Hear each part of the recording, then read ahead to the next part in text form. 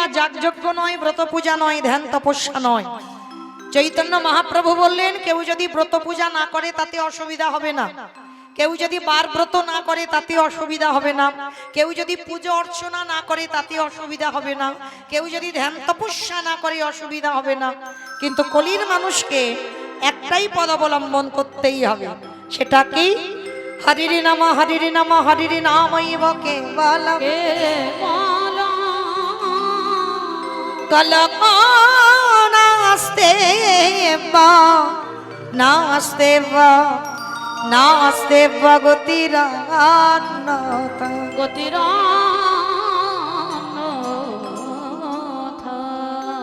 কলির মানুষের হরিনাম ছাড়া কোনো গতি নাই, কোনো গতি নাই, কোনো গতি নাই।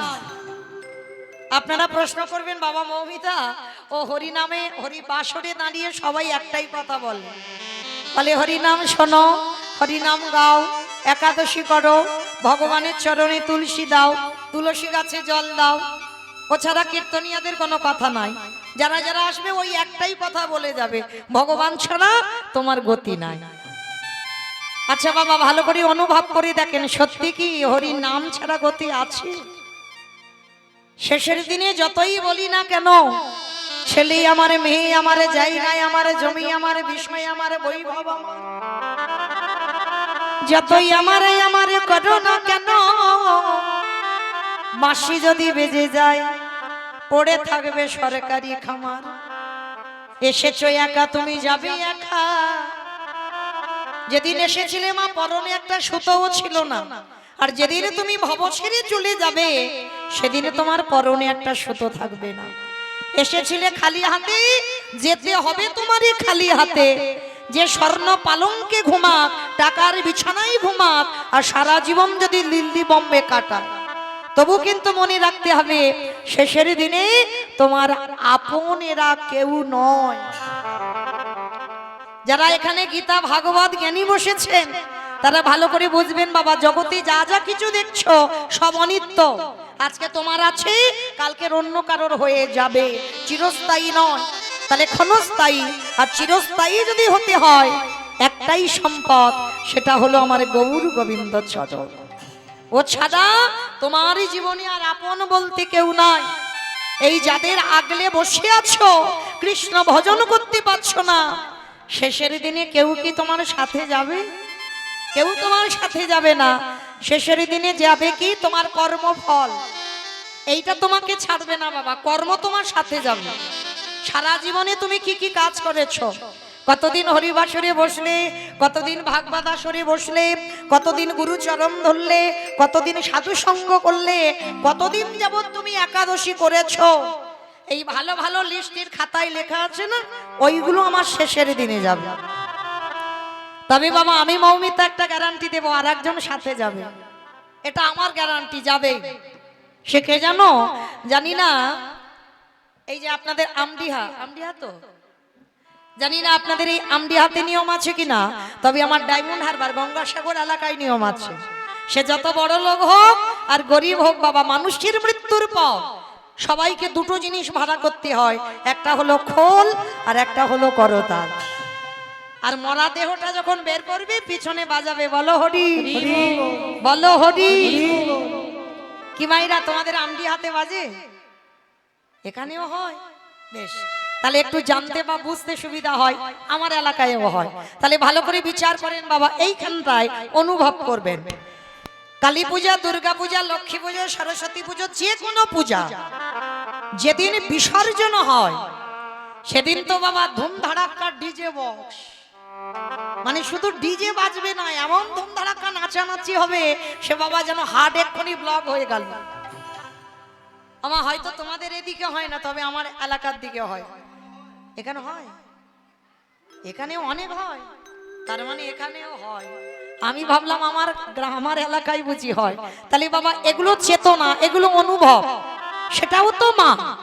তাহলে মাকে যখন জলে ফেলতে যাচ্ছ, তুমি ধুমধাড়াক্কা নাচতে নাচতে যাচ্ছ, আর আমাদের দেহটা যখন বিসর্জন হবে তখন কি একটু লরিতে করে ডিজে বাজি বাজি গেলে হতো না? হওয়ালে হতো। তাহলে হবাচ্ছি না কেন? এই জায়গায় আমার চৈতন্য মহাপ্রভু শিক্ষা দিলেন, ওরে কলিরিজি ভালো করে পিছনে চেয়ে দেয়, এলি খালি হাতে যাচ্ছিস খালি হাতে, তাহলে শেষের দিনে তোর কর্ম সাথে যাচ্ছে, আর কি যাচ্ছে? যাত্রা, নাটক, ফাংশন, থিয়েটার কিচ্ছু গেল না, তাহলে গেল কে? ওগো যৌবনেতে কৃষ্ণ ভজে আসে বা না আসে, আসে বা না আসে, ওগো বৃদ্ধ কালে কৃষ্ণ ভজে জমের তহর আসে। এই কথাটা বাবা খুব গুরুত্বপূর্ণ কথা। শিশু আস্তে আস্তে কথা নয়, কথা নয়, সারা জীবন গল্প করবার সময় পাবে। ও মায়েরা কত গল্প করে যাচ্ছে গো, আস্তে আস্তে আস্তে। তোমরা তো এতদিন এত বছর গল্প করলে, আমি তো এসেছি, একটু আমার সঙ্গে গল্প করো। এই তো 2 দিন থাকবো, আজকের আর কালকে। আর তোমরা তো সব সময় দেখা সাক্ষাৎ হচ্ছে, আমার সাক্ষাৎ তো হচ্ছে না। তাহলে 2 দিন অন্তত আমাকে একটু সময় দেন, কেমন? একটু ঠান্ডা মাথায় স্থির হয়ে কীর্তন শোনেন। আর এখানে কিছুক্ষণের জন্য যতক্ষণ আমি থাকবো ততক্ষণ বাবা বিষয় বৈভবের আশা সত্যাগ। আমাদের একটাই পরিচয়, এখানে যারা যারা দাঁড়িয়ে আছেন বসে আছেন, আমি কীর্তনিয়া সম্প্রদায়। সবকিছু ভুলে গিয়ে আমাদের এখন একটাই শুধু পরিচয়, একটাই ভাবনা, আমরা কৃষ্ণ চরণের দাস। এই ভাবনা থেকে মন যেন টলে না যায়, যতক্ষণ কীর্তনটা হবে একটু যেন না টলে যায়, ভুলে যান সংসারের কথা, একেবারে ডুবে যাবেন হরি বাসরে, হরির নাম সংকীর্তন শ্রবণ করবার জন্য। এই যে মহাজনেরা বলছেন শিশুকালে কৃষ্ণ ভজে কৃষ্ণ পাবার আসে, যৌবনেতে কৃষ্ণ ভজে আসে বা না আসে, বৃদ্ধকালে কৃষ্ণ ভজে জমের তর আসে। ভজন করতে হবে বাবা সকাল সকাল, সকাল গড়িয়ে বিকাল হয়ে গেলে ভজন হবে না। একদিকে বাবা কীর্তন থাকবে, একদিকে দেবতত্ত্ব মেলাতে হবে। ভালো করে ভেবে দেখেন। আবার মহাজনেরা বলছেন 20 ফুল তো সেবায় লাগে না। একদিকে বলছে সকাল সকাল সেবা করো, আবার একদিকে বলছে বাবা 20 ফুল গোবিন্দ সেবায় লাগে না। কারণ আমরা তো ধ্রুবের মা হতে পারিনি, আর আমরা প্রহ্লাদের মা হতে পারিনি।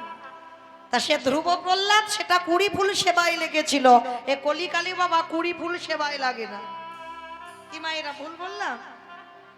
তাহলে সেবা দিতে হবে কোন ফুল? আর বাসি ফুল তো লাগে না, এটা সবাই জানি। আর বাসি ফুল সম দন্ত পড়ে যাবে, কেশ পেকে যাবে, চামড়া আলগা হবে। এটা হলো আমাদের বাসি ফুল। এ ফুল গোবিন্দ সেবার কাজে লাগবে না, শরীর অলস হয়ে যাবে তোমার। স্নান করে ঠাকুর ঘরে গিয়ে আহ্নিক করতে বসবে, অনেকক্ষণ সময় লাগে, সে কখন ঘুমে ঢলে পড়ে যাবে বুঝতেই পারবে না। জপের মালায় জপ করতে করতে বারে বারে ঢলে ঢলে পড়ে যাবে। এটা হচ্ছে বাসি ফুল, এটা সেবায় লাগছে না। তাহলে সেবা দেবে কোন ফুল? সত্য পুষ্পটিত ফুল সম আমাদের যৌবন কাল। ভজন করতে হবে যৌবন কালে, যখন তোমার 10টা ইন্দ্রিয় বাবা সতেজ থাকবে, দাঁড়াবার শক্তি থাকবে, 2টো হাত গোবিন্দ চরণে সেবায় লাগাবে, তোমার নয়ন 2টো দর্শন করবার শক্তি থাকবে, তুমি জিহ্বাতে কৃষ্ণ নাম উচ্চারণ করতে পারবে, তুমি কর্ণে ভালো করে নাম শুনতে পাবে। ওই ফুলটা গোবিন্দ সেবায় দাও, ওই ফুল গোবিন্দ গ্রহণ করবে। কারণ আমার ভগবান তো একটু ভালোবাসার কাঙাল গো। একটা কথা মনে রেখো মা, সবার ভালোবাসায় চাওয়া পাওয়া আছে, আর আমার ভগবানের ভালোবাসায় একটাই চাওয়া। বলেনি আমার শ্বেত পাথরের মন্দির গড়ে দে, বলেনি রজনীগন্ধার মালা দিয়ে সাজা, বলেনি আমায় দামি দামি পোশাক পরা, দামি দামি অলংকার ভূষিত সাজিয়ে দে, দামি দামি মিষ্টি ফলের ডালা দে। তবে একটাই চাহিদা আছে, কি জানো? ওঠে কলিরি জ্ঞানন্ধজি, তোরা সংসার করিবি বলে ধরাই নামলি, সংসার কর, তাতে আমার অসুবিধা নাই, কিন্তু সারা দিনের মধ্যে একটিবার আমার চরণে বসে যদি একজন ভক্ত নয়ন জলে বক্ষ যুগল ভাষায় কৃষ্ণ তোমারে হলাম বলে, যদি একজন ভক্ত ডাকারে মতো ডাকিতে পারে, আমারে ভগবান কি করে জানো, ও তারে ভিতরে বাহি আলো করে, যে জনে কৃষ্ণ বলি,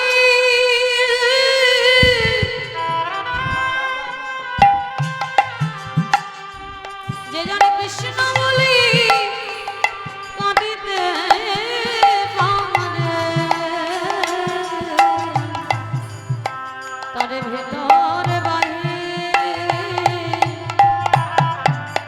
বাহির আলো করে। আস্তে তাহলে চলেন মাররা, যোগ একবার আসে আর বিয়োগ যেন না হয়, কেমন? কারণ অনেক সাধ্য সাধনা করে যে জায়গাটায় বসেছেন বড় ধন্যাতি ধন্য জায়গা। যারা এখানে ভাগবত জ্ঞানী তারা তো জানেন জায়গাটা পরীক্ষিত মহারাজের জায়গা। আপনারা মনে করবেন না যে মা কীর্তনিয়া উপরে দাঁড়িয়েছে, উঁচু জায়গায় না, আমি নিচু জায়গাতে দাঁড়িয়েছি, আপনারা উঁচু জায়গাতে বসেছেন। অনুভব করতে হবে, কীর্তন শুনলে হবে না বাবা যে কীর্তনিয়া একটা কাহিনী বলে গেল আর কাহিনীটা শুনে বাড়িতে চলে গেলাম না।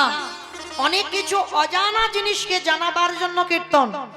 এই যে আপনারা যেটা মনে করছেন, যেটা চোখে দেখছেন, এটা ঠিক নয় যে আমি উপরে দাঁড়িয়ে আছি আপনারা নিচে বসেছেন, না।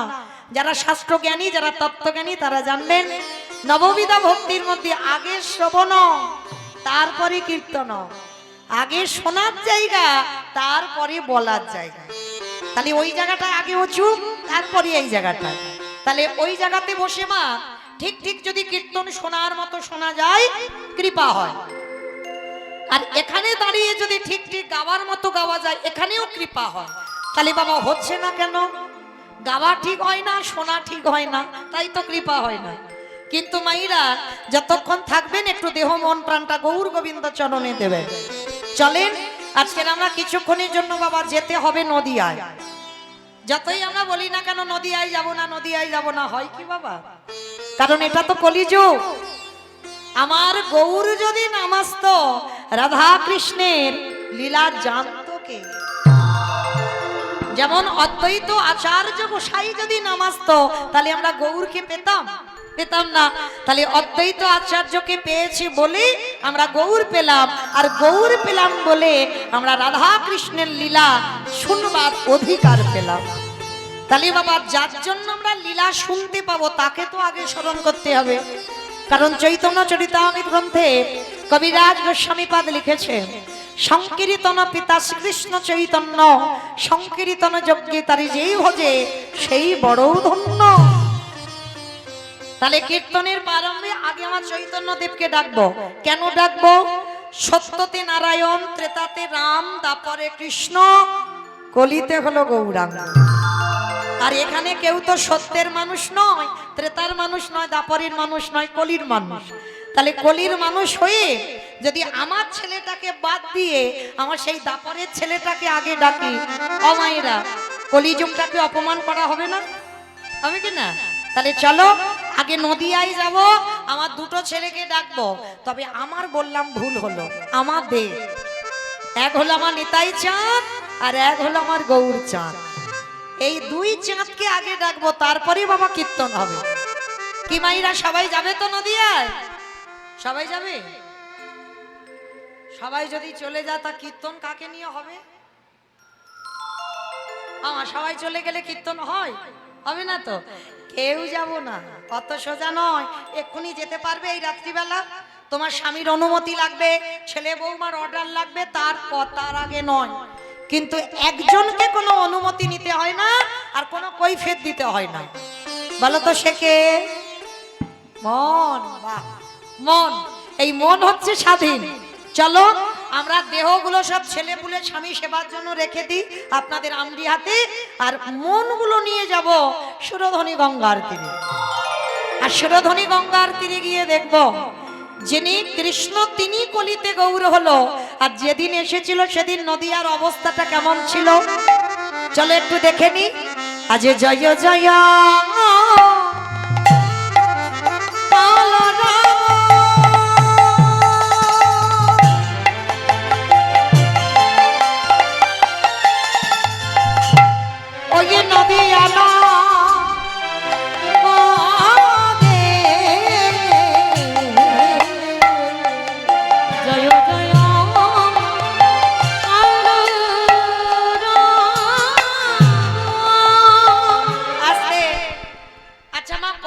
মানে কি? এগুলো তো আমার বানানো গান নয়, মহাজনী পাতা বলি। বলেন জয় জয় কলরব। কলরব মানে কি? মারামারি মারামারি। কলরব মানে মারামারি। আমা বলো, একটু কথা বলো, আমি কথা বলতে ভালোবাসি। কলরব মানে মারামারি, তাহলে কি মা? গন্ডগোল, চিৎকার চেঁচামেচি, হইচই, সেটাকে বলছেন কলরব। মহাপ্রভু যেদিন এসেছিল সেদিন নাকি নদিয়ায় গন্ডগোল হয়েছিল, কলরব হয়েছিল। আর আপনারা তো জানেন যেখানে হয় হরিনাম সেটাই নবদ্বীপ ধাম। তাহলে এই নবদ্বীপে তো গন্ডগোল হচ্ছে না? হচ্ছে। দেখো একটু কান পেতে থাকো, হচ্ছে, একটা গুনগুন আওয়াজ হচ্ছে। কিন্তু মহাপ্রভু বললেন ওই গন্ডগোল এখানে যেন না হয়। এখানে যে গন্ডগোলটা হবে সেটা যেন মা শুধু তিনটে ধ্বনি হয়, শঙ্কর ধ্বনি, উলুদ ধ্বনি, আর যাদের যাদের হাত দুটো এসেছে, যাদের হাত আসেনি বলবো না। আমার হাত এসেছে, যাদের এসেছে কই একবার দেখাও বাবা। নিতাই গৌর প্রেমানন্দী হরি বল। বাহ, আমার মাঝে মাঝে হাতগুলো সব ধসে ধসে যাচ্ছে কেন? আমার নাম মৌমিতা ঘোষ, আমার পদে পদে দোষ। এসেছি যখন আজকে রিহার্সাল দিচ্ছি, কালকের ফাইনাল দেব, কিন্তু তুলিয়ে তবে আমি ডায়মন্ড হারবারে ফিরবো, তার আগে নয়। হাত আমি তোলাবো, কারণ আত্মনিবেদন না হলে কৃপা হবে না বাবা। নববিধা ভক্তিতে শেষে বললেন আত্মনিবেদন, এটা দরকার, তবে কৃপা হবে। তো মাইরা উলুধ্বনি হবে তো, কই একটু উলুধ্বনি দাও। আজ জয় জয়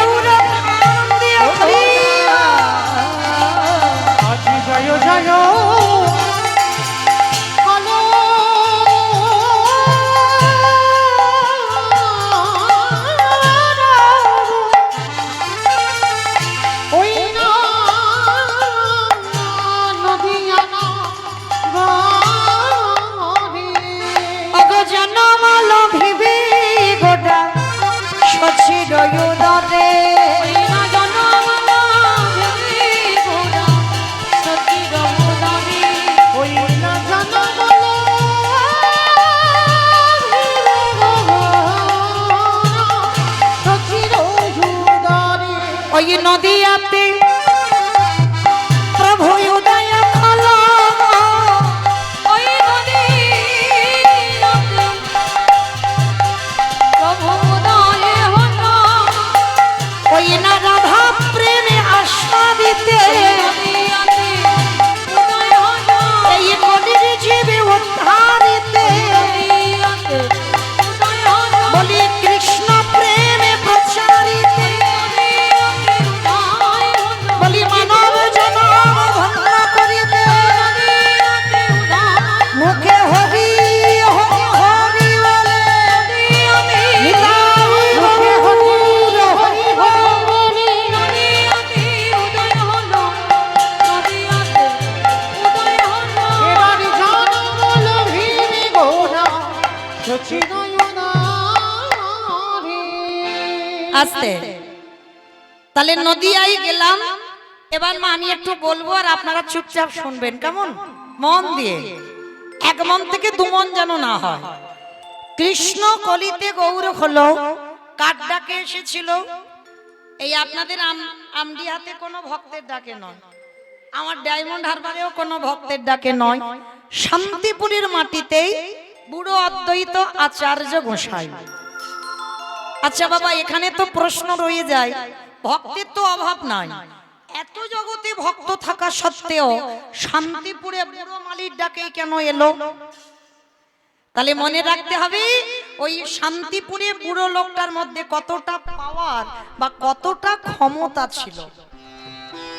তাহলে আগে আমরা জানবো বাবা ওই বুড়ো লোকটা কে, যার একটা নাম হচ্ছে মৃত্যুঞ্জয়। আমা বলো তো দেখি কোন ঠাকুরকে বলে মৃত্যুঞ্জয়? কালী ঠাকুরকে, কালী ঠাকুরকে। কালী ঠাকুর, শিব। এই তো বেটা দাঁড়িয়ে আছে বাবা, ঘুড়ি বের করে। এই বেটাকেই বলা হয় মৃত্যুঞ্জয়। কেন? যারা ভাগবত জ্ঞানী বাবা আপনারা জানবেন 125 বছর বয়সে আমার ভগবান কৃষ্ণকে দেহ ত্যাগ করতে হয়েছে, কিন্তু এই পরম বৈষ্ণব, ত্রিলোকের বড় বৈষ্ণব, কোনো সাজা নয় আমাদের মতো, ত্রিলোকের বড় বৈষ্ণব। আর এই বাবা নাম নিয়েছে মৃত্যুঞ্জয়। কেন? সত্যতে মরণ হয়নি, ত্রেতাতে মরণ হয়নি, দ্বাপরে মরণ হয়নি, একই শীত ছিল। আর কলিযুগের মাটিতে ওই বাবা নাম নিয়েছে কি না, ওই বাবার নাম হলো অদ্বৈত আচার্য গোসাই। কারণটা কি? এই কারণের কথা জানতে গেলে বাবা জানতে হবে এই যে কলিকালের মাটিতে কেন যে শিব এলো না, অদ্বৈত আচার্য হলো, এটা জানবার জন্য আমাদের যেতে হবে মহাভারত। আর মহাভারতে গেলে আমরা সবাই প্রশ্নের উত্তরটা পাবো মা, একটু মন দিয়ে শুনবে কেমন? এই মহাভারতে যুধিষ্ঠির মহারাজ করেছিল রাজস্বই যজ্ঞ, আর এই রাজস্বই যজ্ঞে আমার ভগবান কৃষ্ণ সবাইকে দায়িত্ব দিয়েছিল। আর যুধিষ্ঠির মহারাজ বলেছিল, কৃষ্ণ তুমি তো সবাইকে দায়িত্ব দিচ্ছ, ও কৃষ্ণ তুমি নিজে কোনো দায়িত্ব পালন করবে না? ভগবান আমার একটু মুচকি হেসে বলেছিল, দাদা আমি তো সবাইকে একটা করে দায়িত্ব দিয়েছি, আর তুমি কি জানো আমার জন্য আলাদা করে আমি দুটো কাজ ফেলে রেখেছি। সে কি?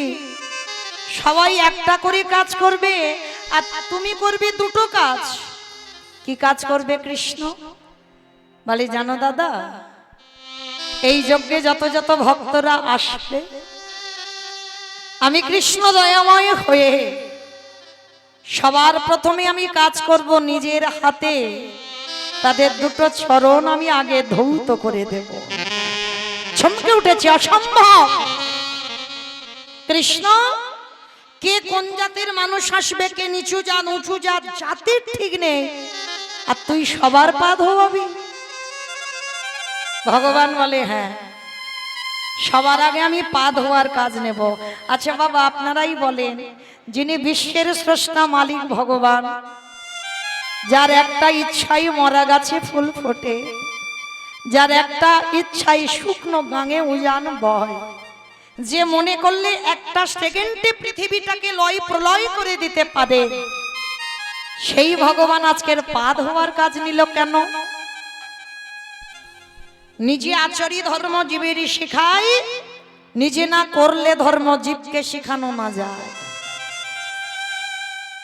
যারা যারা শিক্ষার জায়গায় দাঁড়াবে বাবা, আগে আচরণ ঠিক করতে হবে। আমি নিজে যদি কৃষ্ণ বলে না কাঁদি, আমি নিজে যদি সাধুগুরু বৈষ্ণবদের সম্মান না করি, আমি যদি আমার পিতামাতাকে ভক্তি না করি, তাহলে আমার কথা শুনে বাবা কারো শিক্ষা হবে বলে মনে হয়? তাহলে যারা যারা শিক্ষার জায়গায় দাঁড়ায়, আগে নিজেদেরকে ঠিক করতে হবে, তবে তুমি অপরকে শিক্ষা দিতে পারবে। তাই তোমার ভগবান কৃষ্ণ রাজস্বই যজ্ঞে আজকের পা ধোয়ার দায়িত্বটা নিয়েছে। কেন নিল? এই পা ধোয়ার কাজটা এমনি এমনি নাইনি বাবা, আপনাদের আমাদেরকে একটা শিক্ষা দিয়েছে। কি শিক্ষা জানো? ভগবান বলল, কলির জীব, তোদের ঘরেও যদি সাধুগুরু বৈষ্ণব আসে, সবার আগে চেষ্টা করবি নিজের হাতে দুটো চরণ যুগল আগে ধৌত করে দিতে। আমরা অনেকেই তো বাবা এখনো সেবা জানি না কি করে করতে হয়, আমরা অনেকে জানি না অতিথি আপ্যায়ন কি করে করতে হয়। তার জন্যই কীর্তন। আমার ভগবান রাজস্বই যজ্ঞে পা ধোয়াচ্ছে নিজে ভগবান হয়ে। কেন?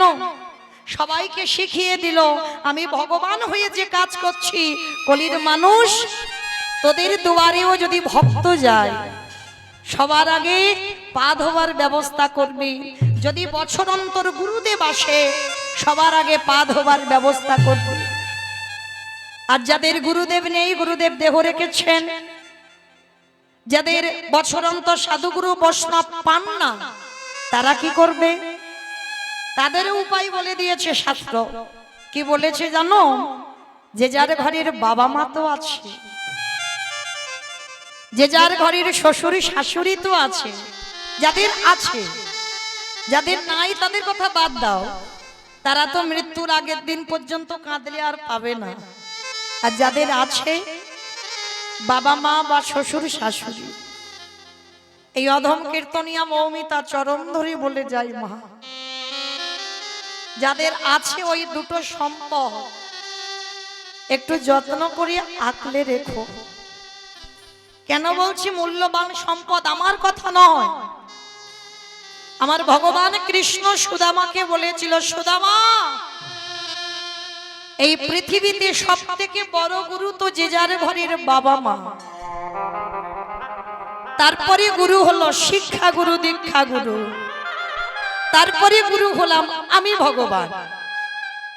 একটা কথা মনে রাখবে মা, বৃন্দাবন যেতে হবে না, নবদ্বীপ যেতে হবে না, হরিদ্বার, দক্ষিণ ভারত, পশ্চিম ভারত, কুম্ভ মেলায় কোথাও যেতে হবে না, যদি তুমি বছর অন্তর জীবিত ভগবান পূজা করতে পারো।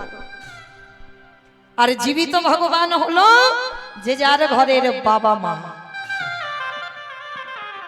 বছরান্তর দুর্গা পূজা করো, কালী পুজো করো, লক্ষ্মী পূজা করো, সরস্বতী পূজা করো, সব পূজা করো, কই একবারও জীবিত ভগবান পূজা করেছো? এখানে কেউ একবার বুকে হাত রেখে বলতে পারবেন যে আমি জীবিত ভগবান পূজা করি বছর অন্তর? কেউ বলতে পারবে না। তাহলে কেন করবে না? যে দুটো চরণ এত মূল্যবান, ভগবান বলছে ওই দুটো চরণ ভজলে আমার ভজতে লাগে না, আমি সারা জীবন সেই ভক্তের চরণের দাস হয়ে যাই। নিতাই গৌর প্রেমানন্দে। বেশি কিছু করতে হবে না মা। আমি তো বলে যাচ্ছি না যে বাবা মা বা শ্বশুর শাশুড়ি রোজ রোজ পা ধোয়া। কেন রোজ ধোবাবে? কেন? বৎসরে একবার চেয়ারে বা আসনে বাবা মাকে বসিও, একটু নিজের হাতে দুটো চরণ ধৌত করে দিও, বাবা মার গলায় একটু মালা পরিয়ে দিও, বছর অন্তর একবার যত্ন করে বাবা মাকে একটু খাইয়ে দিও, একটু আদর যত্ন করে স্নেহ ভালোবাসা দিও, খাইয়ে দিও বছরে একবার। ভগবান বলছে সে যদি আমায় ডাকতে ভুলে যায়, আমি সারা জনম সেই ভক্তের চরণের দাস হয়ে যাই।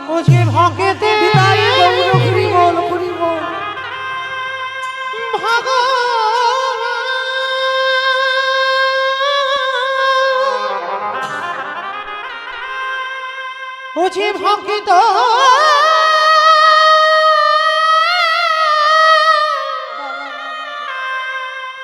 যে ভক্ত ছাড়া কিছু জানে না,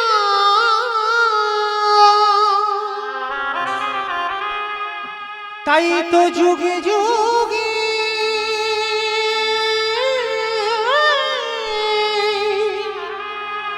ও যে ভক্তের কাছে ছুটে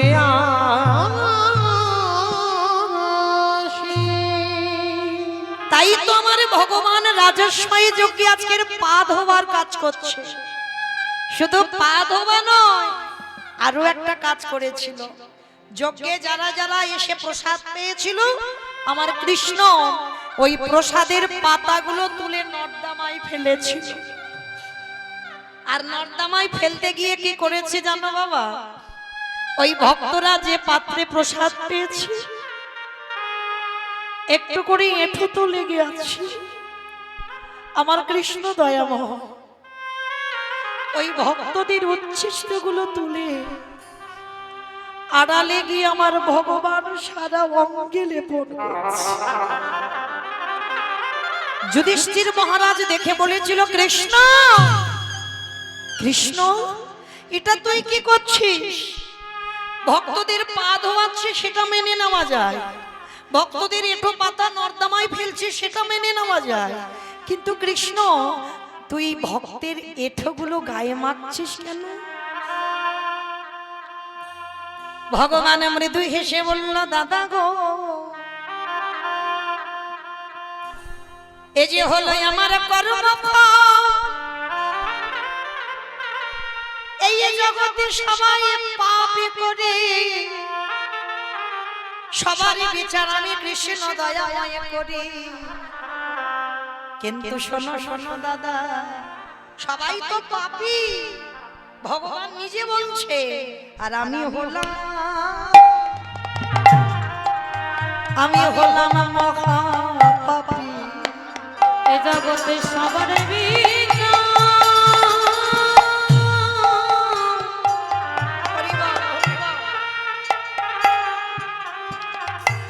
আমি সবার বিচার করি বটে। আমার মতো পাপী আর কেউ নেই। কিন্তু আমি হলাম মহাপাপী।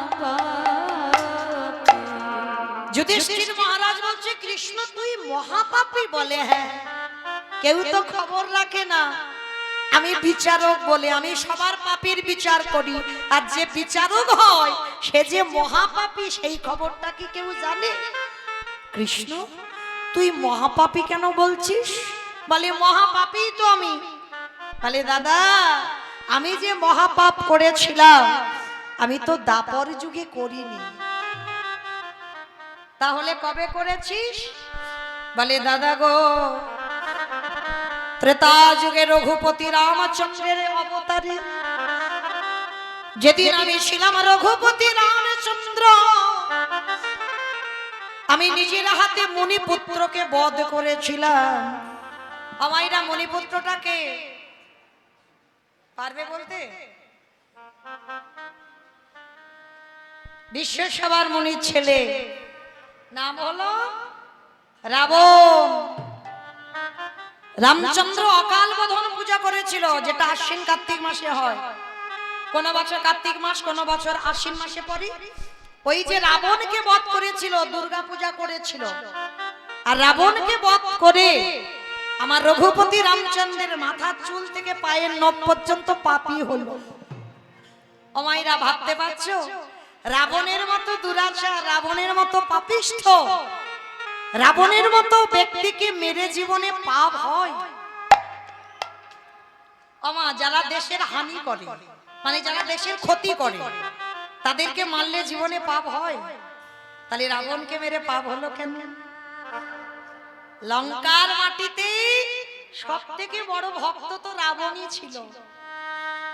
আমরা বলি বিভীষণ বড় ভক্ত, না, বিভীষণের থেকে 1000 গুণে বেশি বড় ভক্ত ছিল আমার রাবণ রাজা।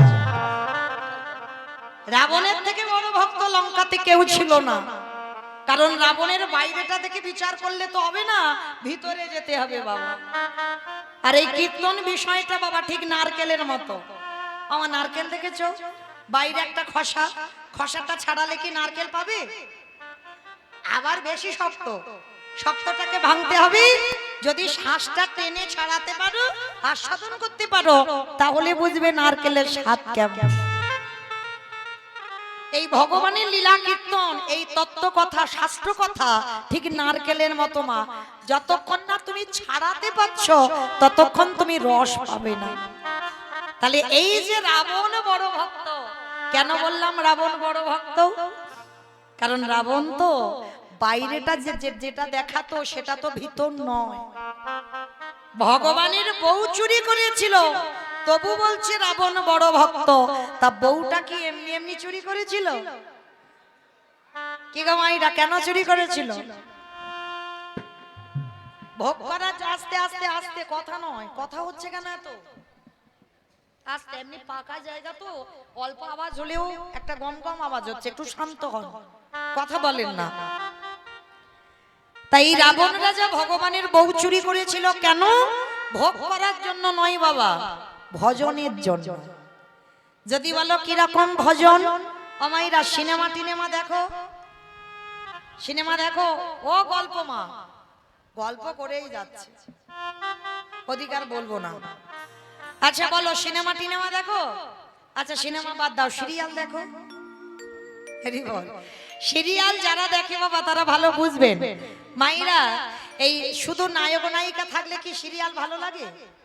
একটা ভিলেন লাগবে, মানে খলনায়ক, মারামারি হবে, কাটাকাটি হবে, খুনোখুনি হবে, তবে তো ভালো লাগবে, তাই না? আচ্ছা বলো তো, যখন নায়ককে জব্দ করতে না পারে, মানে মারতে না পারে, শেষ পদ্ধতিটা ভিলেন কি করে? নায়িকাকে তুলে নিয়ে যায়। আর নায়িকাকে যদি একবারে তুলে আনা যায়, আর কি নায়কের কাছে যেতে লাগবে? 10 তলা বিল্ডিং থেকে নায়ক ঝাঁপিয়ে নায়িকার কাছে যাবে। মানে এটা বাইরে বোঝাবার জন্য বললাম। এবার তত্ত্বের দিকে আসেন। আমার রামে যদি নায়ক হয়, সীতামা যদি নায়িকা হয়, রাবণ যদি ভিলেন হয়, নায়ককে তো গ্রাহ্য করতে পারছে না, এবারে নায়িকার চুলের মুষ্টি ধরে টেনে নিয়ে গেছে লঙ্কায়। আর যেই না লঙ্কায় গেল, 7 সমুদ্র 13 নদী পার করে ওই সোনার লঙ্কায় আমার রামে যাবে, যাতে সীতা মাকে উদ্ধার করা যায়। রাবণ বলছে মন্দোদরী, সবাই আমার বাইরেটা দেখলো, ভিতরটা দেখলো না। তাহলে শোনো, যেদিনই আমার রাম আসবে সীতাকে নিয়ে যাবার জন্য, যেদিন থেকে সীতাকে আনলাম, সেদিন থেকে তুমি কেঁদে কেঁদে চোখের জল অপচয় করছো। কিন্তু যেদিন আমার রাম আসবে, সেদিনে যদি আমার রাজ্যে খরা দেখা দেয়, আমার খরা মানে কি? প্রচুর বৃষ্টি হবে, প্রচুর বৃষ্টি। খরা মানে বৃষ্টি, অনেক বছর বৃষ্টি হয়নি, তাকে খরা বলে।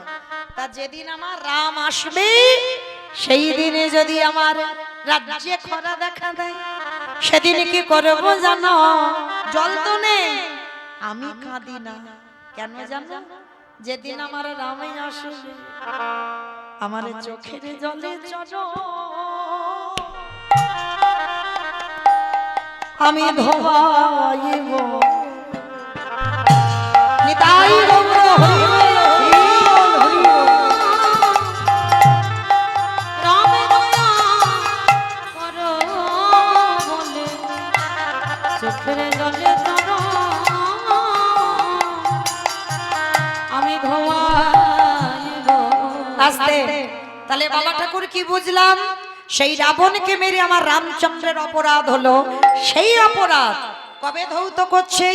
কৃষ্ণ অবতারে যুধিষ্ঠিরের রাজস্বই যজ্ঞে সবার পা ধোয়ার দায়িত্ব নিয়েছে, অপরাধ থেকে মুক্তি পাবে বলে। অগ্নিদেব, পবনদেব, বরুণদেব, ইন্দ্র, ইন্দ্রাণী, ব্রহ্মা, সাবিত্রী, শিব, দুর্গা সব পরপর লাইন দিয়ে আছে। আর কৃষ্ণ একে একে ডাকে পা ধোয়াই আর যজ্ঞের ভিতরে প্রবেশ করা। এমাত্র সময় জগৎজননী মা দুর্গা আমার বাবা ভোলানাথকে ডাকছে, প্রাণনাথ, মানে বাবা ভোলানাথকে ডাকছে, ও প্রাণনাথ চলো কৃষ্ণ পা ধোয়াবে, পা দুটো একটু ধুইয়ে নি চলো। তা বাবা ভোলানাথ আমার মা দুর্গাকে ডেকে বলছে, পার্বতী তোমার মাথা ঠিক আছে তো? কৃষ্ণ পা ধোয়াবে আর আমার পা দুটো ধোয়াবো। শোনো, তোমার যদি ধোয়াবার ইচ্ছা হয় তো তুমি লাইনে দাঁড়াও। তা মা দুর্গাকে লাইনে দাঁড় করিয়ে রেখে আর বাবা ভোলানাথ বেলাইনে আড়ালে চলে গেছে। আড়ালে গিয়ে মনে মনে ভাবছে, কৃষ্ণের চোখে ধুলো দিয়ে যজ্ঞে যাব। ও মাইরা, কৃষ্ণের চোখে ধুলো দেওয়া যায়? সম্ভব? আমার চোখে যায়, কিন্তু কৃষ্ণের চোখে কি করে দেবে? তার তো চোখ চারদিকে ঘুরে ঘুরে বেড়াচ্ছে। কে কীর্তন শুনছে, কে গল্প করছে, কে হেসে গেল, কে কেঁদে গেল, আর কে বসে বসে। আমি কিচ্ছু দেখতে পাচ্ছি না, কিন্তু ওই ছেলেটা তো বাঁশি ধরে সব দেখতে পাচ্ছে। এইবার লক্ষ্য করে দেখেন, ভগবান সবার পা ধোয়াচ্ছে ঘটিতে করে জল দিয়ে, আর বাবা আড়ালে গিয়ে মনে মনে ভাবছে, কৃষ্ণের চোখে ধুলো দেব, কি করব কি করব। হ্যাঁ হয়েছে। বাবা কি করেছে জানো? আড়ালে গিয়ে না ধুম করে কুকুর হয়ে গেল। কেন কুকুর হলো? পৃথিবীতে যত পশু পাখি আছে বাবা, কুকুরের থেকে প্রভু ভক্ত বেশি কেউ হবে না। আর কুকুর হয়েছে, আর কুকুর হয়ে কৃষ্ণ তো হেড হয়ে পা ধোবাচ্ছে, আর পিছন থেকে বাবা গুটি গুটি পায়ে এসে সবে কৃষ্ণের পায়ের মাঝখান দিয়ে সবে মাত্র কুকুর রূপী ভোলানাথ মাথাটাকে, আর যেই না মাথাটা দেওয়া আমার কৃষ্ণ দুটো হাঁটু নিয়ে কুকুরের কানের কাছে চেপে, এইবার দেখ কেমন লাগে। আর যেই না কানের কাছে চেপে ধরেছে, এবার কুকুর কি করবে? কেন করবে না, বারবার বলছে কৃষ্ণ ছেড়ে দে, কৃষ্ণ ছেড়ে দে, কৃষ্ণ ছেড়ে। বলে ছাড়বো বলে ধরি নাই। হে বৈষ্ণব গোসাই, হে বৈষ্ণব গোসাই, তোমার মতো বৈষ্ণবের দুটো পা ধোয়ালে বোধহয় কম হতো, তাই কৃপা করে করুণা করে আমার জন্য আরো এক্সট্রা দুটো জুড়ে দিয়েছো। আমার বুঝতে পেরেছো? শিব ঠাকুরের কটা পা? দুটো। আর কুকুরের 5টা পা, 4টা পা। তাহলে কুকুরের 4টে পা, শিব ঠাকুরের 2টো পা। ভগবান হাসছে আর বলছে শোনো, রাবণকে মেরে যে পাপটা আমি করে রেখেছি, তোমার মতো বৈষ্ণবীর 2টো পা ধোয়ালে কম হতো, ওই জন্য তো তুমি আমার জন্য কায়দা করে আরো 2টো জুড়েছো। এবারে দাও দাও চলো তুমি বাটাইয়ে না, তাই বলে বৈষ্ণব গোসাই, দাও দাও চলো বাড়াই দাও। বলি আরে তো চলো ছাড়িব না রে, বলি এই তো চলো হৃদয় ধরিলা, যেন চরণ ছাড়া করো না হে, নিতাই গৌর ছাড়া করো না হে, চরণে বাড়াই দাও, বলে দাও দাও চলো বাড়াই দাও। আস্তে। এইবার বাবা লক্ষ্য করে দেখেন, যেই না আমার ভোলানাথ কুকুর হয়েছে, আর ভগবান কৃষ্ণ মোটা দড়ি নিয়ে কুকুরটাকে আষ্টে পিষ্টে বেঁধেছে। আর বাঁধলে কি হবে? কুকুরের 4টে পা শুধু ছটফট করছে। ভগবান বলে এবার পায়ের ব্যবস্থা করতে হবে। মোটা দড়ি নিয়ে কুকুরের 4টে পা এক জায়গায় বেঁধে দিয়েছে। আর যেই কুকুরের পা বেঁধে দিল, আর কুকুর কিছু করতে পারবে? শুধু ধুলাইয়ে গড়াগড়ি যায় আর নয়ন জলে বুগু ভাষা কৃষ্ণ করে, ওরে কৃষ্ণ রে, পারিস যদি আমায় ক্ষমা করছু। কথা হবে না, খালি দেখে যাও আমি কি করি। সবার পা ঘটিতে করে ধোয়াচ্ছে, আর ভোলানাথ কুকুর হয়ে এলো। তার বেলা ভগবান কি করেছিল জানো? খালে বেলি নদী নালা পুকুরে ঘাটের জলে ন বাবা, ভগবান পর্যন্ত বৈষ্ণবকে কোথায় জায়গা দিয়েছে দেখেন। আর আমাদের মতো সাধারণ মানুষরা সেই বৈষ্ণবদের পিছনে খুঁত ধরে ধরে বেড়ায়।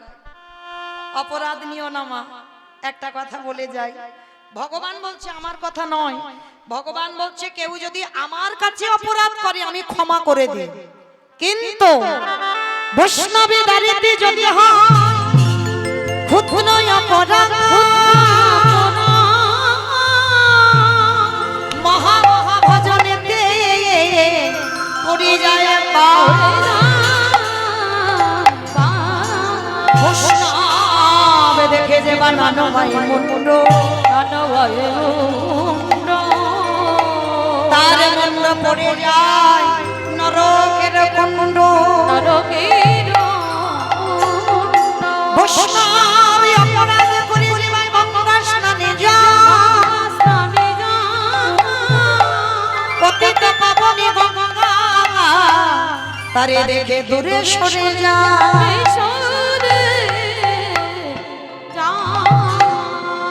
তাহলে বৈষ্ণব অপরাধীকে ভগবান জীবনে ক্ষমা করে না। ওই জন্য সবাইকে বলবো ওইটা থেকে একটু দূরে থাকবে, যেন অজান্তেও বৈষ্ণব অপরাধ না হয়। আজকের সেই বৈষ্ণবকে ভগবান কৃষ্ণ কোথায় জায়গা দিয়েছে দেখো, সবার পা ধোবাচ্ছে ঘটিতে করে জল দিয়ে। আর কুকুর রূপী ভোলানাথের বেলা কি করেছে জানো? খালি বিলি নদী নালারে জলে নয়, কৃষ্ণ দয়াময় আমার তাহলে কোন জল দিল? বাবা আজ চোখের জলে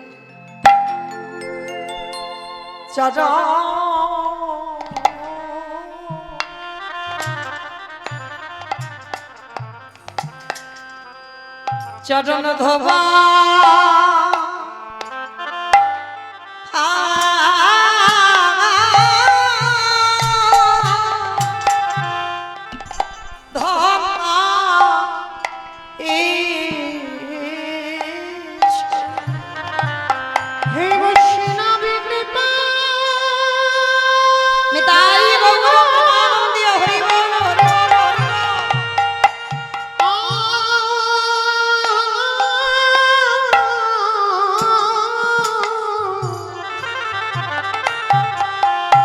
হে বৈষ্ণবী কৃপা কৃপা করলে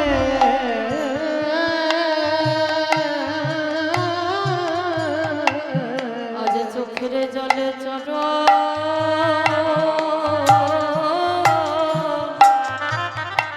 চরণ ধোয়া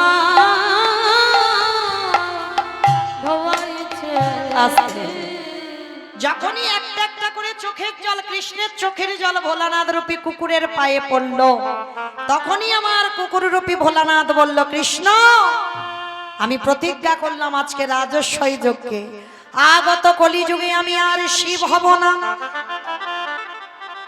আমি হব অদ্বৈত আচার্য গোসাই। ওরে তুই আমার কৃষ্ণ কবি না, তুই হবে নদী আর নিমাই আমাইরা পরিষ্কার বোঝা গেল। এই অপরাধের জন্য ভোলানাথ কলিযুগে শিব হলো না, হলো অদ্বৈত আচার্য, আর কৃষ্ণ নদিয়ায় গৌর হলো। আর 12 বৎসর তুলসী ভাসিয়ে আমার অদ্বৈত আচার্য গোসাই আমার কৃষ্ণকে নদিয়ায় গৌর করে আনলো। মহাপ্রভুর থেকে 52 বছর আগে এসেছিল অদ্বৈত শান্তিপুরে, আর সেই অদ্বৈতের ডাকে এসে নিমাই কি করলো? কেহ বলে পুরবেতে রাবণ বধিলা, কেহ বলে পুরবেতে আমার উলু কই? কেহ বলে পুরবেতে রাবণ বধিলা, বলে পুরবেতে আমার গোলামি গোরা গোরা গোরা গোরামি,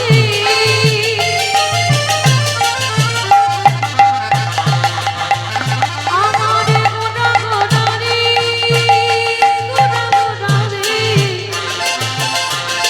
ওই নদিয়ার জামাতে গোরা আমার নিতাই গৌর প্রেমানন্দে।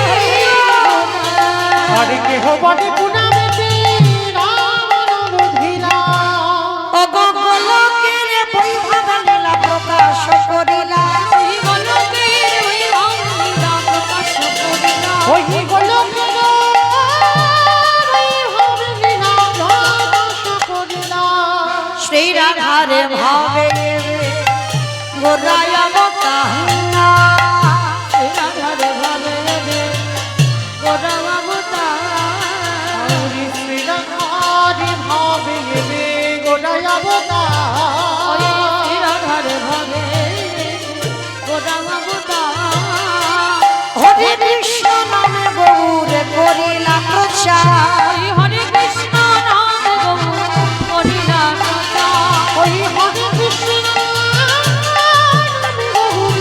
হরি নাম প্রচার, এইবার লীলা প্রকাশ হলো, এইবার লীলা প্রকাশ হলো, এইবার লীলা প্রকাশ হলো, এইবার লীলা প্রকাশ হলো, গোলকের বৈভব লীলা প্রকাশ করিলা, ওই গোলকের বৈভব লীলা প্রকাশ করিলা, ওই প্রকাশ্য করিলা বাসুদেব ঘোষে কহে করি জোড়হা করি জোড়হা ওগো যে সেই কৃষ্ণ সেই তো জগন্নাথ সেই তো বাসুদেব ঘোষে কহে এইবারে দিলাম প্রকাশ হল বাসুদেব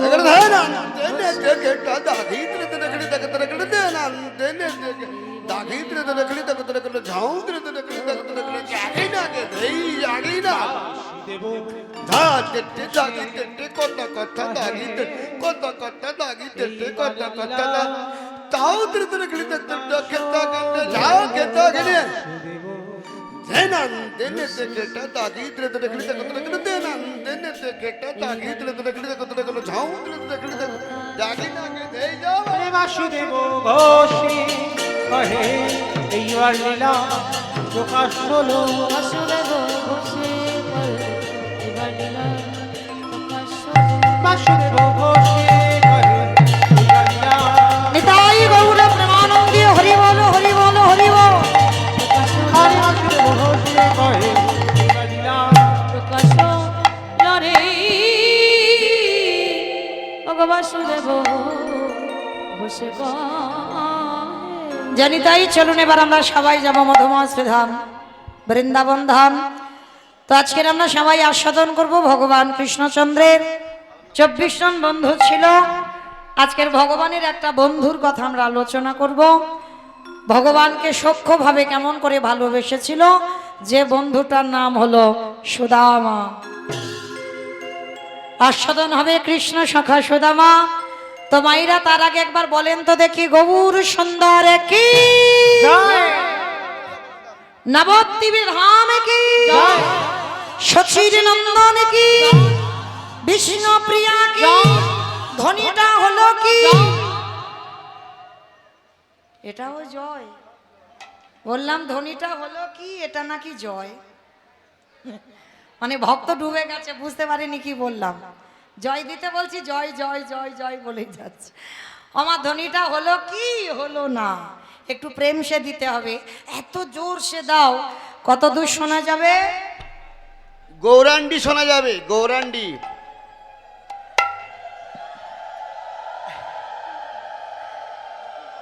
আমাইরা উলু দিলে গৌরান্ডি যাবে? যাবে না, উলুতে যাবে না, জয় দিলে যাবে। কারণ যখন যে সময় তখন সেই সময় দিতে হবে। এ উলুটা দিলে কি হবে, গ্রামের শেষ পর্যন্ত যাবে, তাও সন্দেহ যাবে কিনা। কিন্তু ও যদি একবার জয় দেওয়া যায়, গৌরান্ডি কেন একেবারে সুরধ্বনি গঙ্গায় যাবে। ওই দেখি হাত দুটো তোলো আমার নিতাই চাঁদ গৌর চাঁদের মতো সবাই। এইদিকে আমার মায়েরা ওই হাত তোলো, তোলো তোলো তোলো। এদিকে আমার দাদা ভাইরা যারা আছেন চরণ ধরে নিবেদন, আমার ভাইরা যারা আছেন সবাই একসঙ্গে প্রত্যেকে কেমন। এইদিকে বেশ, সবাই বলো গৌর সুন্দর কি নবদ্বীপের ধাম কি সচির নন্দন কি বিষ্ণু প্রিয়া কি নিতাই চাঁদ কি ভক্তবৃন্দ কি হরিবাসর ধাম কি সাধু গুরু বৈষ্ণব কি আপন আপন গুরুচরণ কি কমিটি ভাই সব কি 24 প্রহর কি গ্রামবাসী কি আজকের আনন্দ কি নিতাই গৌর ব্রহ্মানন্দে। বেশ, চলো এবার একটা ভজন গাইতে গাইতে একটু বিষয় যাই। কিংবা একটা ভজন হবে তো, চলো একটা ভজন গাওয়া হোক। তবে আমি আর আমার সম্প্রদায় যাচ্ছি না, সবাই যাচ্ছি। তো উলুধ্বনি দাও। বেশ, রাখালি ভাষা বলে দেবে কোথায় বৃন্দাবন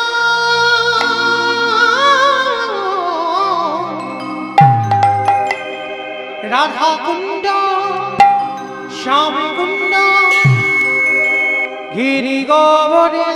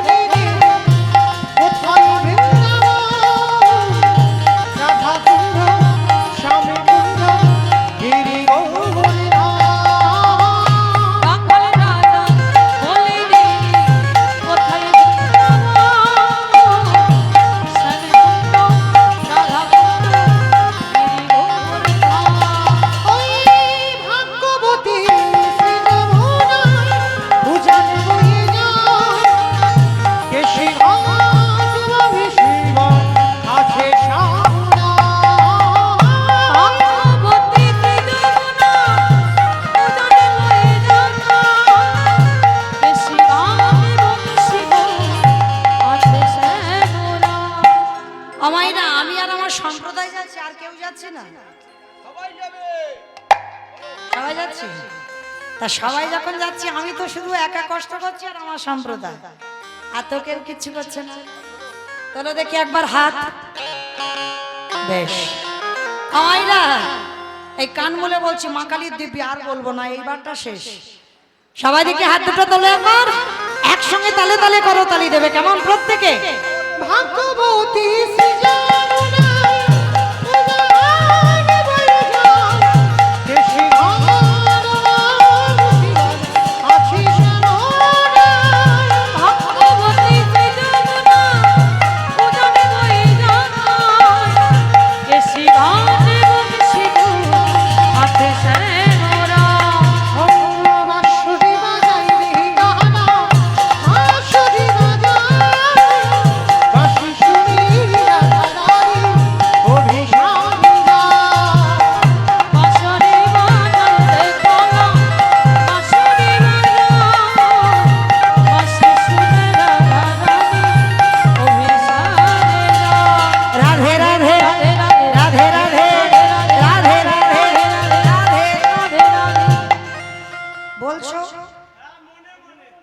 রাধে রাধে বলছো সব মনে মনে? জোরে জোরে বলতে হবে, বলো দেখি রাধে রাধে রাধে রাধে বৃন্দাবন মে गोवर्धन में निधोवन में गली गली में स्नान गोली में मन गोली में बरसाना में राधा कुंड में श्याम कुंड में हरिद्वार में जोर से बोलो ठीक से बोलो काले वन में कमल वन में प्रेम से बोलो भाव से बोलो जोर से बोलो बाके बिहारी राधाली राधा निताई गौर प्रेमानंदी हरि बोल हरि बोल राधा कुंड श्यामी कुंड गिरि गोवर्धन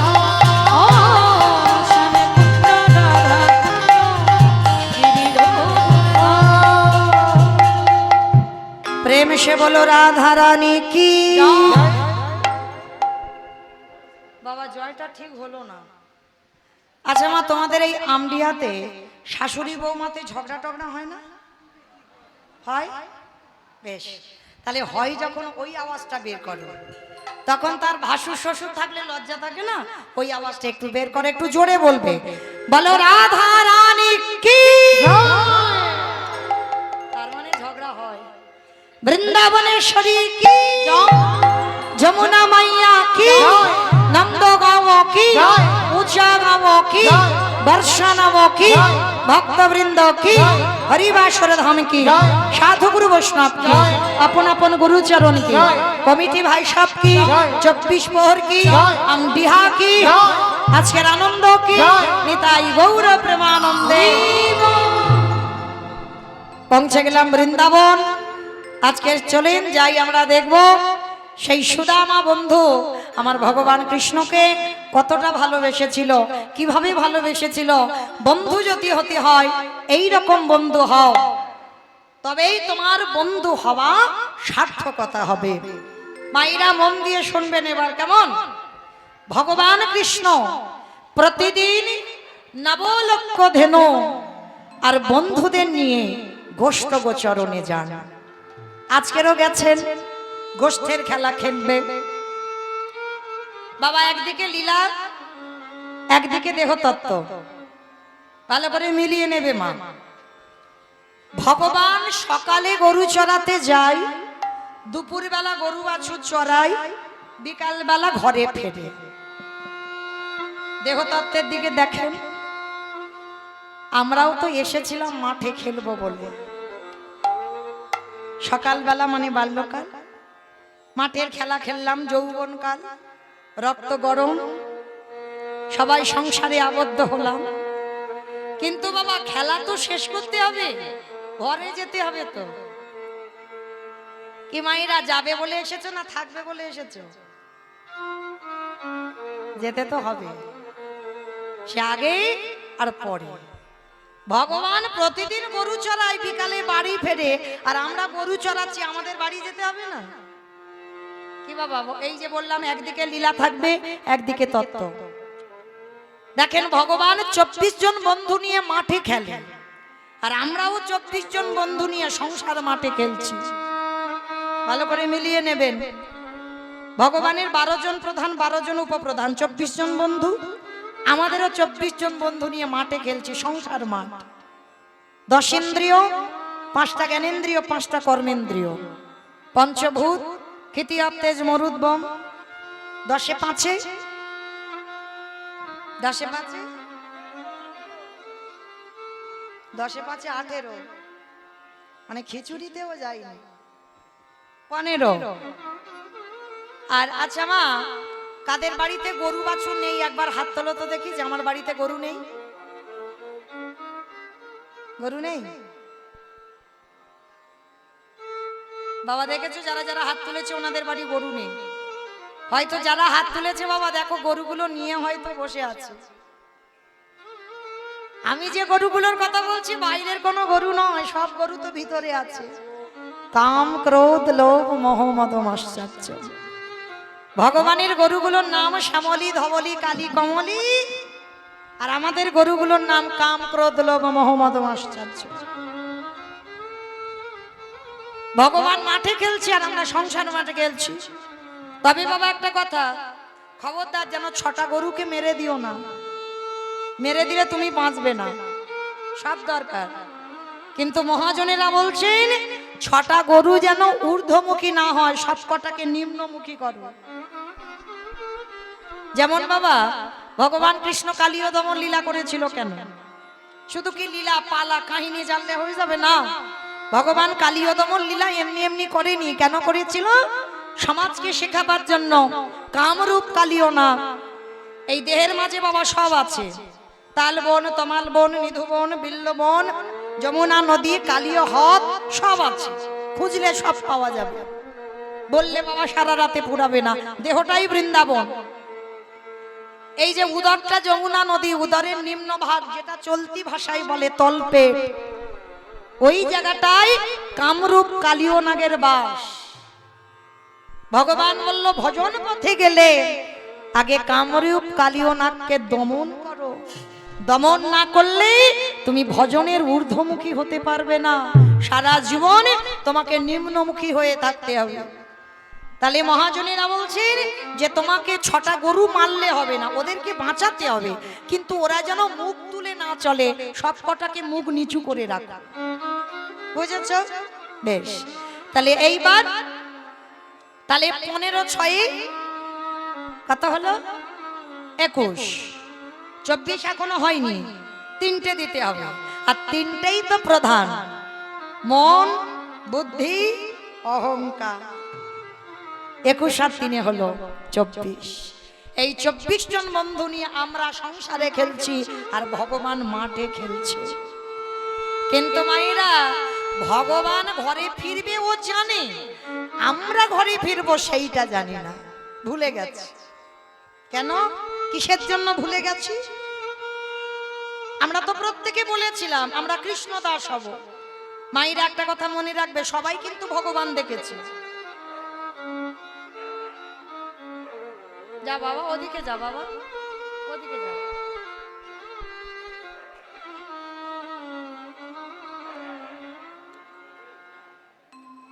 একটু তাড়িয়ে দেন দাদা, একটু তাড়িয়ে দেন। হরি বল। তো আজকে প্রত্যেকে এখানে কেউ বাবা নাস্তিক হলেও সেও কিন্তু ভগবান দেখেছে। বলো তো কবে দেখেছিলে? মাতৃ জঠরে সবাই দেখেছিলাম, মনে নেই? যখন আমাদের ঊর্ধ্ব পদে হেষ্টে মুন্ডে ছিলাম তখন ভগবান মাতৃ জঠরে আমাদের সঙ্গে কথা বলেছিল, সবার সঙ্গে বলেছে। আচ্ছা, আপনারাই প্রশ্ন করতেই পারেন, মৌমিতা মাতৃ জঠরে ওইটুকু জায়গা, জলের উপরই ভাসমান, কৃমিকীটের দংশন, বৃষ্টার গন্ধে আমরা থাকতে পারি না, আর আমার ভগবান ওইটুকু গর্বে ছিল কোথায়? কি করে আমাদের সঙ্গে কথা বলেছিল? তাহলে হ্যাঁ ভাই, আমরা যখন কষ্ট পাচ্ছিলাম ভগবান এসে কোথায় বসেছিল জানো? আমাদের এই পায়ের তলাতে। দেখবেন লক্ষ্য করে কোনো সদ্যজাত শিশু যখন জন্মগ্রহণ করে তার দুটো চরণ টুকটুকে লাল হয়ে থাকে। কেন? ওই জায়গাটা ভগবানের পরশ করা। আর যার জন্য কোনো ব্যক্তিকে প্রণাম করতে গেলে বাবা মাথা ছিল, মুখ ছিল, গলা ছিল, হৃদয় ছিল, বক্ষ ছিল, উদর ছিল, জানু ছিল, হাঁটু ছিল, হাত দুটো ছিল, এত জায়গা থাকতে চরণ স্পর্শ করব কেন? প্রশ্ন করেছেন বিবেককে কোনোদিন? পায়ে হাত দেবো কেন? পায়ে কি আছে? দুটো হাত ছুঁয়ে প্রণাম করলে হতো না? দুটো হাঁটু ছুঁয়ে প্রণাম করলে হতো না? একটু দেহ স্পর্শ করে প্রণাম করলে হতো না? তাহলে পায়ে হাত দেবো কেন? কারণ কোন ব্যক্তির যদি দেহটা সর্ব অঙ্গ অপবিত্র হয়, কোন পাপ কর্ম করে আমার দেহ অপবিত্র, কিন্তু কোন ভক্তের চরণ দুটো অপবিত্র হয় না। কেন হয় না?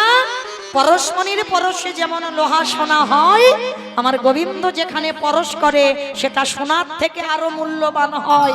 নিতাই গৌর প্রেমানন্দে। হরি বল, হরি বল, হরি বল। ওই জন্য কোনো ব্যক্তিকে প্রণাম করতে গেলে সবার আগে চরণ স্পর্শ করতে হয়। তাহলে সবাই মাতৃজঠরে গেঁথে গেছিলাম, বলেছিলাম ঠাকুর বড় কষ্ট, তুমি পৃথিবীতে নিয়ে চলো, আমরা মায়ার দাস হব না, আমরা কৃষ্ণ দাস হব। হলাম কি? উল্টে গেছে, হলাম মায়ার দাস, কৃষ্ণ দাস হলাম না। তো আজকের আমার ভগবান গোষ্ঠীর খেলা খেলতে গেছে। ভালো করে দেখেন মা, গোষ্ঠীর খেলা খেলতে গিয়ে আজকের খেলা হবে কি না? বিনোদ খেলা। বাবা বিনোদ খেলার অর্থ কি? বিনোদ কথার অর্থ কি? নূতন। বিনোদ মানে কোনো খেলার নাম নয়, বিনোদ কথার অর্থ হচ্ছে নূতন। মানে ভগবান প্রতিদিন মাঠে গিয়ে নতুন নতুন খেলা খেলে। তো আজকেরও একটা নতুন খেলা খেলবে। কি খেলা? কাঁধে চড়া আর কাঁধে করা। বাবা কে কাঁধে চড়বে আর কে কাঁধে করবে? বলে শোন, আজকে যে খেলায় চোর হবে সে সকল আর কাঁধে চড়াবে, আর যারা চোর হবে না সবাই কাঁধে চড়বে। আজকে সবাই মিলে বলছে কানাই আজকে তুই চোর হবি। কানাই বলছে না, রোজ রোজ আমি চোর হই, আজ আমি চোর হব না। আজকে তোরা কেউ চোর হ না বন্ধু, আজকে আমার চোর হতে ভাল লাগে না, আজকে তোরা চোর হ। বলে না কানাই তুই রোজ চোর হোস, আজকে তুই চোর হবি। আমার ভগবান জেদ ধরে বসে আছে, আজকে আমি চোর হব না। আর শ্রীদাম সুদাম দাম বসুদাম এরা সবাই বলছে আমরাও চোর হব না। তাহলে কি হবে? শেষে ভগবান একটা বিচার দিল। কি বিচার? শোন বন্ধু, তাহলে একটা কাজ করা হোক, সবার চোখ বেঁধে দেব আর গাছে থেকে পাতা ছিঁড়ে আনবো। যতগুলো বন্ধু ততগুলো পাতা, আর ততগুলো পাতা দিয়ে একটা জায়গায় ভালো করে নেড়ে ছেড়ে দেব, আর সবার চোখ বেঁধে দেব। একটা একটা করে পাতা তুলবে, যার ভাগ্যে ছেঁড়া পাতা পড়বে সেই হবে আজকের খেলায় চোর। তার সমস্ত বন্ধুরা বলছে ঠিক আছে বন্ধু, এইটা মন্দ বলিসনি, তাই হবে। এইবার আঁচলে সবার জন্য পাতা তুলেছে। পাতা তুলে বাবা একটা পাতা ছিদ্র করে দিয়েছে। আর যখনই একটা পাতা ছিদ্র করে দিল, ভালো করে নেড়ে চেড়ে দিয়েছে, সমস্ত বন্ধুদের চোখ বাঁধা। এই কেউ কিন্তু চোখ খুলবি না, আমি যতক্ষণ না পাতা নেব। সবার চোখ বেঁধে দিয়েছে। সমস্ত বন্ধুরা একটা একটা করে পাতা তুলছে। সবার পাতা নেওয়া হয়ে গেছে। এই আমার কানাই সবার শেষে পাতাটা তুলেছে। পাতাটা যেই না তুলেছে, বন্ধুদের বলছে বন্ধু এবার চোখ খোল। সবাই চোখ খুলে দিয়েছে। আর সবাই চোখ খুলে দেখে না বাবা, সবাই খুলে দেখছে সবার ভাগ্যে ভালো পাতা।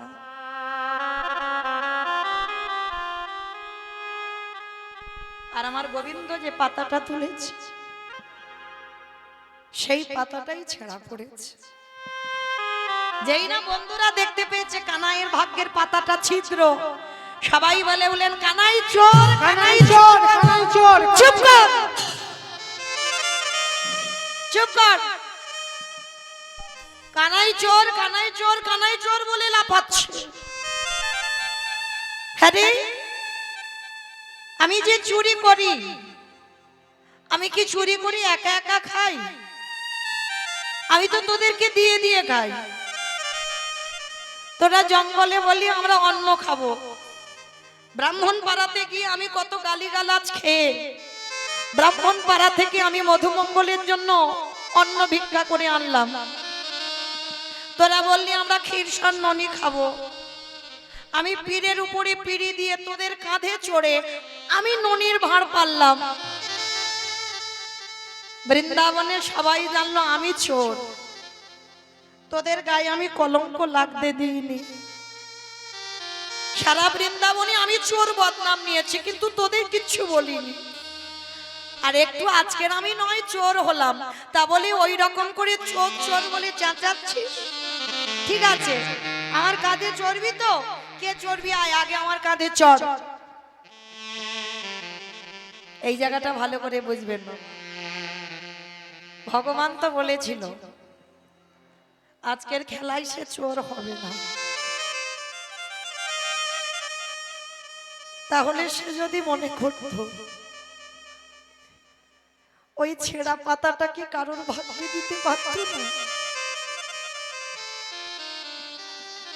কিসের জন্য নিজের ভাগ্যে ছিদ্র পাতাটা নিল?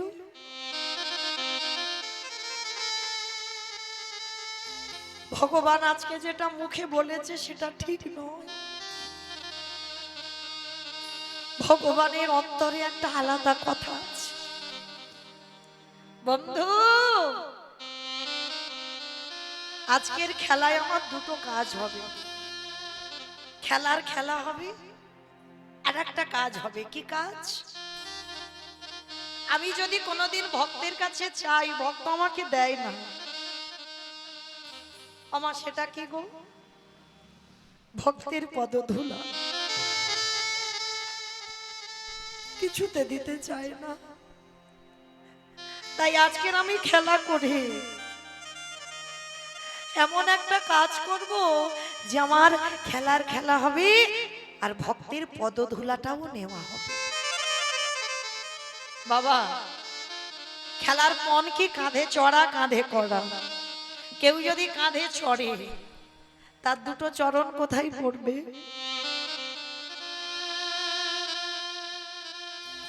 ভগবান মনে মনে বলে, বন্ধুরে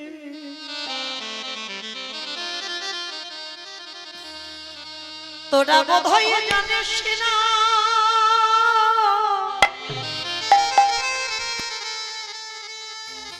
আমি ভক্ত,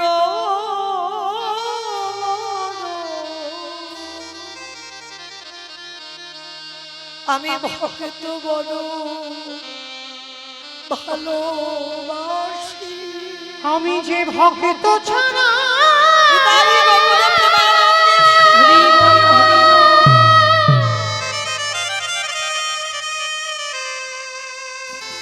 আমি যে ভক্ত ছাড়া রহিতে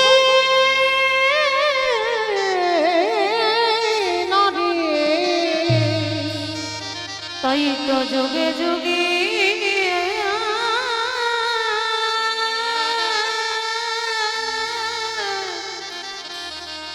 ভক্তের কাছে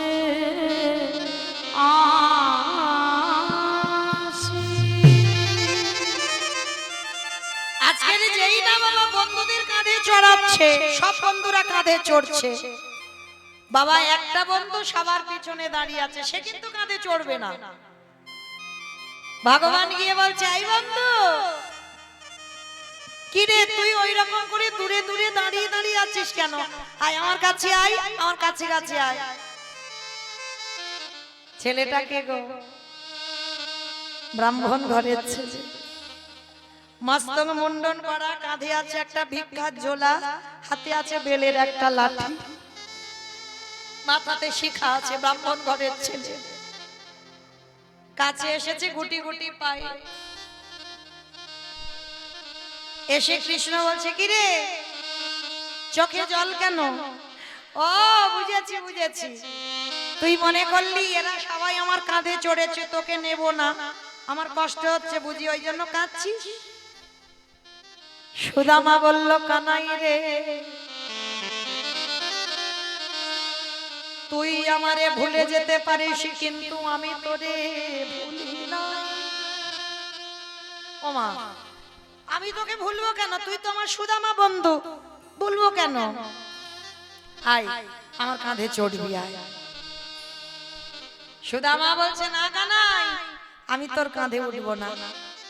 কেন উঠবি না? কেন? আমি তো খেলায় চোর হয়েছি, সবাই তো আমার কাঁধে চড়লো, তুই চড়বি না কেন? কানাই রে, তুই বোধহয় ভুলে গেলি তুই আমার কে, আমি তোর কে। ও মা, ভুলে যাবো কেন? আমরা তো বন্ধু। কানাই, আমরা বন্ধু নয়, তুই হলি আমার জ্যেষ্ঠ দাদা রামচন্দ্র, আমি হলাম তোর ভরত ভাই।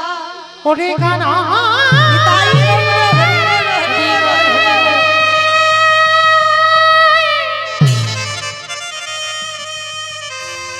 তোর কি মনে নাই সেদিনের কথা? তোর মনে পড়ে? ওরে বন্ধু,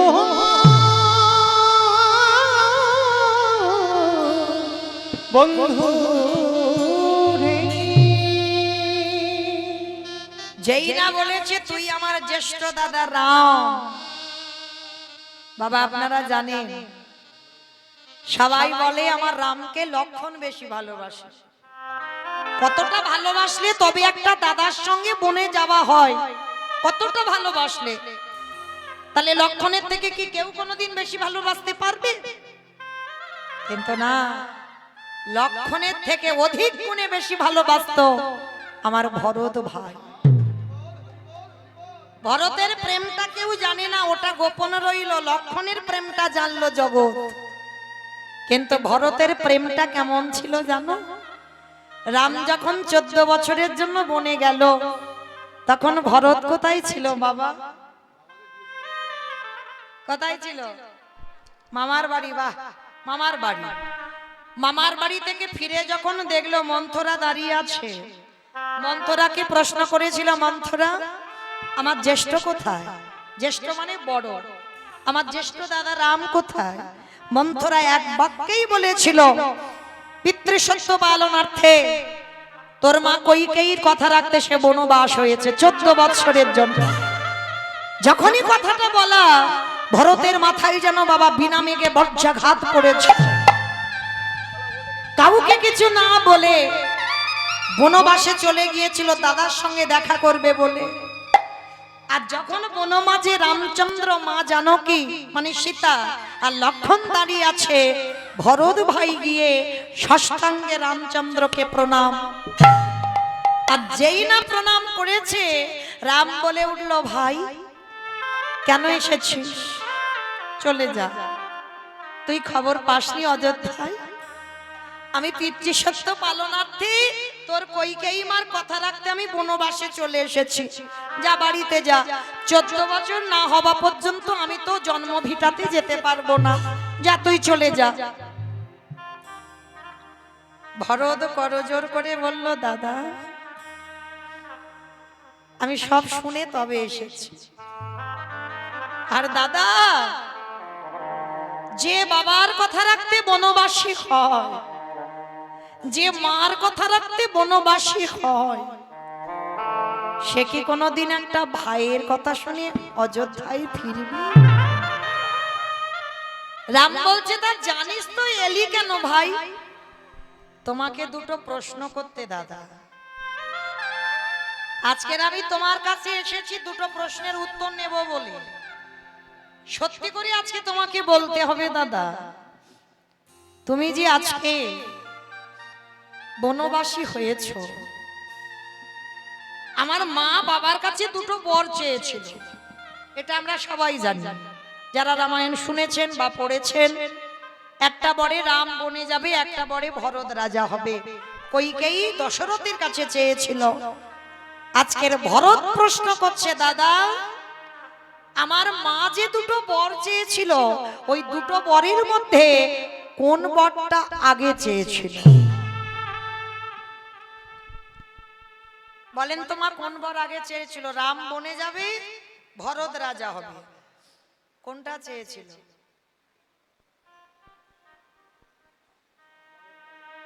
বলো বলো, কোনটা বাবা? ভরত রাজা হবে না রাম বনে যাবে? রাম বনে যাবে, ভরত রাজা হবে আগে বলেছিল। তখন দশরথ ধুলাই পড়ে যায়নি। যখন ভরত বলেছিল রাজা হোক, দশরথ বলেছিল ঠিক আছে কইকেই তাই হবে। তারপরে বলেছিল যে শুধু ভরত রাজা হলে হবে না, আর একটা দ্বিতীয় বর দাও, 14 বছরের জন্য রাম যাবে বনবাস। তখন কান্নায় লুটিয়ে পড়েছিল দশরথ, কারণ ভরত রাজা হবে এতে দশরথের কোনো দুঃখ ছিল না, একটা ছেলে রাজা না হোক আর একটা ছেলে হোক। কিন্তু যখনই বলল রাম বনে যাবে তখন কেঁদে পড়েছিল, তখন পাগল হয়ে গেল দশরথ। তা আজকে ভরত প্রশ্ন করছে দাদা রামকে, দাদা আমার মা তো বাবার কাছে বলেছিল আগে আমার ভরত রাজা হোক, তারপরে রাম বনে যা। দাদা তুমি আমার মার কথা কি রেখেছো? আমি রাজা হব না তারপরে তুমি বনে আসবে? তাহলে আমি মামার বাড়িতে ছিলাম, আমি রাজা হলাম না, তুমি পালিয়ে এলে কেন? এই গো মায়েরা, বললাম না কীর্তন শুনলে হবে না, হৃদয় অঙ্গ করতে হবে। শুধু একটা কাহিনী শুনে যাব না, বোঝেন? যেটা ভরত খুঁজে বের করলো সেটা জগতের কোনো ভক্তরা খুঁজে পায়নি। তুমি যে বারবার বলছো আমার মার কথা রেখেছো, আমার মার কথা রাখলে কই? আমার মা তো বলেছিল ভরত রাজা হোক, তাহলে আমি মামার বাড়ি থেকে ফিরলাম না, আমি রাজ সিংহাসনে বসলাম না, আমি রাজা হলাম না, তুমি পালিয়ে এলে কেন? দাদা জগৎকে তুমি মিথ্যা বোঝাতে পারো, কিন্তু তোমার ভাই ভরতকে নয়। দাদা আমি জানতাম তুমি এটা করবে, কারণ তুমি তো জেনে গেছো ভরত যদি মামার বাড়ি থেকে ফিরে রাজা হয়, ভরত যদি সিংহাসনে বসে, তাহলে অযোধ্যার রাজা হতাম আমি, আর আমি রাজা হয়ে অযোধ্যায় আদেশ দিতাম কোন পুত্র বনবাসে হবে না। আমার কথা শেষ কথা, কারণ আমি তো রাজা। তুমি জানতে ভরতের মাথায় এটা আছে, ওটা করবে, তাই তো তুমি আমার ভয়ে পালিয়ে এসেছো। রাম নিচু হয়ে মাথা নিচু করে বলল, ভাই যে প্রশ্নের উত্তরটা কেউ জগতে খুঁজে বের করতে পারেনি তুই পেয়েছিস। ঠিক বলেছিস। না আমি পিতৃসত্য পালনের জন্য বনবাস, না আমি কইকেয়ী মার জন্য বনবাস, আমি বনবাস আমার কাজের জন্য। আমি যদি বনে না আসি, রাবণ যদি আমার সীতাকে চুরি না করে, রাবণের 1 লক্ষ ছেলে 1.25 লক্ষ নাতি উদ্ধার করবে কে? আমি যদি বনে না আসি, সবরী মা বসে আছে ফল পেড়ে, আমি যদি তাকে কৃপা না করি, সবরী মা উদ্ধার হবে কি করে? অহল্যা পাষাণী হয়ে আছে, আমার চরণ না ঠেকলে মানবী হবে না। অনেক কাজ, যার জন্য আমার বনবাস। ভাই ক্ষমা করে দে, আমি ভুল করেছি, আমি মিথ্যা আচরণ করেছি তোর সঙ্গে। তখন ভরত কেঁদে বলেছিল, দাদা এ জন্মে আমি ছোট, তুমি আমার বড়, আমি প্রতিবাদ করতে পারলাম না, কিন্তু দাদা তোমার কাছে আমার একটা নিবেদন, 14 বছর হয়ে গেলে তুমি অযোধ্যায় ফিরে এসো। কেন? তোমার জন্য আমি 14 বছর অপেক্ষা করব, 14 বছর আমি হারাম হারামে বলে কাঁদবো, কিন্তু 14 বছর পরে যদি এক বেলা বয়ে যায়, সূর্য যদি আকাশে উঠে যায়, তুমি ঘরে ফিরে দেখবে অযোধ্যায় এই ভরতের মরা দেহটা পড়ে আছে।